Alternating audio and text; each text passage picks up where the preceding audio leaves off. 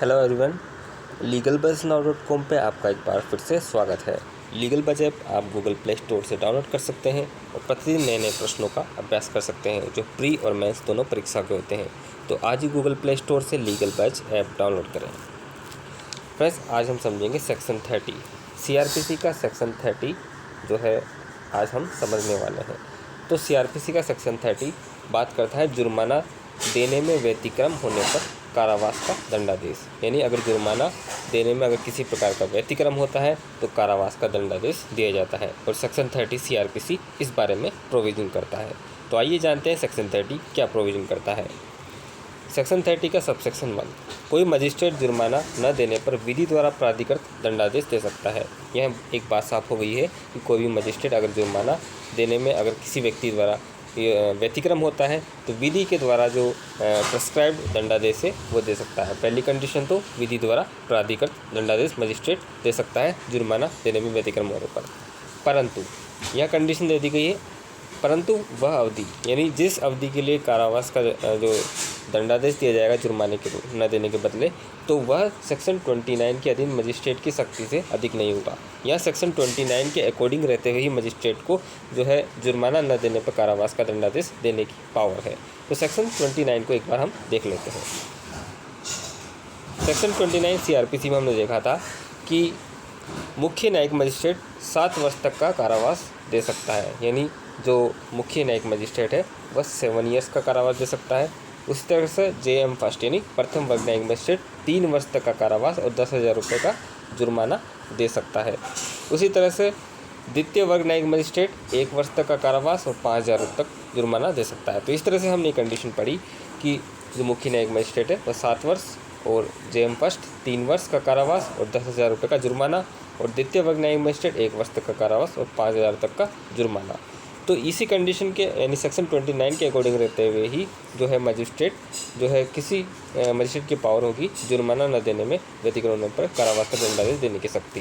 तो यह इसको क्लियरिफाई कर दिया गया है सेक्शन 30 में कि धारा 29 के दिन मजिस्ट्रेट को शक्ति से अधिक नहीं होगी जो भी कारावास है उसका दंडादेश जुर्माना न देने में व्यतिक्रम होने की दशा में दिया जाएगा। बी पॉइंट है, जहां कारावास मुख्य दंडादेश के रूप में है वहां जुर्माना उस कारावास में दिए जाने वाले दंड के 1/4 से अधिक नहीं होगा। बी पॉइंट बहुत ही इंपॉर्टेंट है।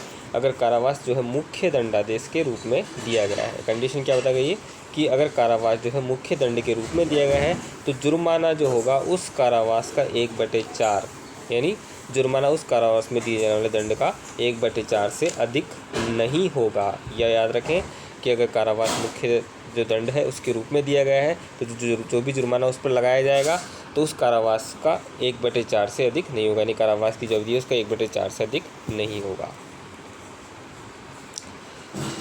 उसकी उपधारा सेक्शन 30 की उपधारा जो 2 है, इस धारा के अधीन अधिनिर्णित कारावास धारा 29 के अधीन अधिनिर्णित की जा सकने वाली अधिकतम अवधि के कारावास के अतिरिक्त होगा। यहाँ अतिरिक्त शब्द लिखा हुआ है कि जो सेक्शन 29 के अकॉर्डिंग कारावास का जो दंड दिया जाएगा, जो डिसाइड किया जाएगा, वह अधिकतम अवधि के जो कारावास है, यानी जो भी अधिकतम अवधि है उस अपराध के लिए जिसके लिए उसे कारावास का दिया गया तो उस अवधि के कारावास के अलावा होगा। सेक्शन जो 30 में जो कारावास के लिए जो जुर्माना न देने पर जो कारावास दिया जाएगा वो सेक्शन 29 में अगर उसको कोई अलग से पनिशमेंट मिला है तो उसके अलावा होगा, उसमें इंक्लूड नहीं होगा। तो ये साफ क्लियरिफाई कर दिया गया है उपधारा 2 में सेक्शन 30 की धारा 29 के अधीन अधिनिर्णित की जा सकने वाली अधिकतम अवधि कारावास का के अतिरिक्त होगा। अतिरिक्त शब्द यहाँ जोड़ दिया गया है।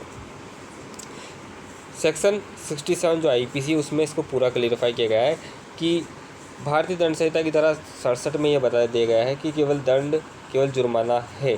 अगर दंड केवल जुर्माना है तो जुर्माना न देने पर कारावास कितना होगा। अगर मान लीजिए किसी व्यक्ति को दंड दिया गया है और दंड केवल जुर्माना है और जुर्माना नहीं दिया जाता है तो कारावास अधिकतम कितना होगा, इसको सेक्शन 67 आईपीसी में बताया गया है। अगर 50 रुपये से अधिक नहीं है तो 2 माह तक का होगा। याद रखें, अगर 50 रुपये से अधिक नहीं है तो 2 माह तक का होगा।